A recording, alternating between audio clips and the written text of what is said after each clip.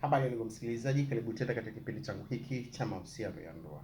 Leo nataka nizungumzie madhara gani mwanaume au mwanamke anayapata asipofanya mapenzi kwa muda mrefu. Mwanaume na mwanamke wanapokosa mapenzi kwa muda mrefu, athari huonekana kimwili na kiakili.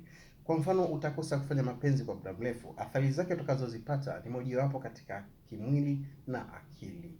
Sasa kivipi vinatokea hivi vitu? Kwa mfano, kwa mwanaume anakuwa na msongo wa mawazo huongezeka, homoni za testosterone zinaweza kupungua na athari ya matatizo ya tezi dume huongezeka, ingawa ushahidi bado unahitaji utafiti zaidi. Pia msongamano kwenye korodani huweza kujitokeza mara kwa mara.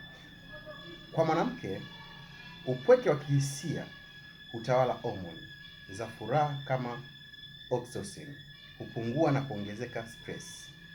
Uke unaweza ukakauka na kupoteza unyevunyevu wa asili ambao unaokuwa nao, na kinga za mwili hushuka. Hii ni husababisha mwanamke endapo atakosa kufanya mapenzi kwa muda mrefu. Yaani, kwanza ataongeza stress katika mwili, katika akili zake. Jambo la pili ambalo anaweza likafanya ni kupoteza unyevunyevu wa asili kwenye uke, na jambo la tatu anaweza kukosa kinga ya mwili hushuka kutokana na kutokupata tendo la ndoa, ambazo zile homoni zinaweza zikamfanya yeye kuwa mtu wa furaha na kupoteza hali fulani ya utulivu. Kisaikolojia tunasema hivi, kukosekana kwa ukaribu wa kimwili kunaweza kuleta hasira, kujitenga na kutafuta njia mbadala za kujiridhisha. Ni muhimu kutofuata suluhisho la afya ya akili. Hivi vitu vinaweza kusababishia wewe matatizo, kwa sababu kwa mfano hujafanya mapenzi kwa muda mrefu, una hisia, una hatua gani unaweza kuifanya?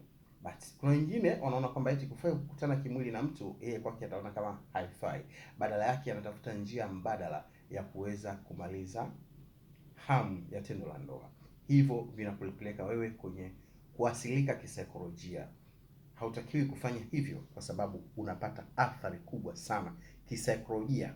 Kukosekana kwa ukaribu wa kimwili kunaweza kuleta hasira, kujitenga na kutafuta njia mbadala za kujiridhisha. Ni muhimu kutafuta suluhisho la kiafya ya akili. Sasa ushauri wangu ni nini?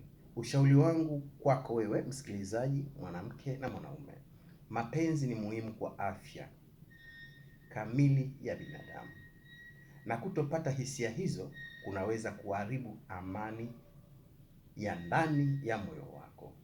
Basi kwa hili somo langu la leo ambalo nimekuwa na kukueleza madhara gani mwanaume na mwanamke anayapata asipofanya mapenzi kwa muda mrefu, hilo kwa leo naomba lifanyie kazi.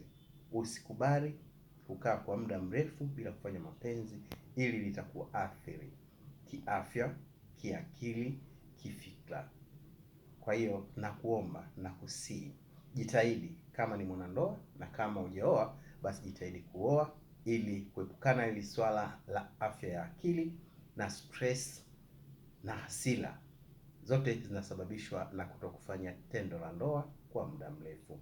Basi kwa leo naomba niishie hapo, lakini usisahau kusubscribe page yangu, toa comments, like hapo, share kwa wengine nao waendelee kujifunza. Basi kwa leo naomba niishie hapo, ila usisahau kusubscribe page yangu ili tuendelee kujifunza zaidi.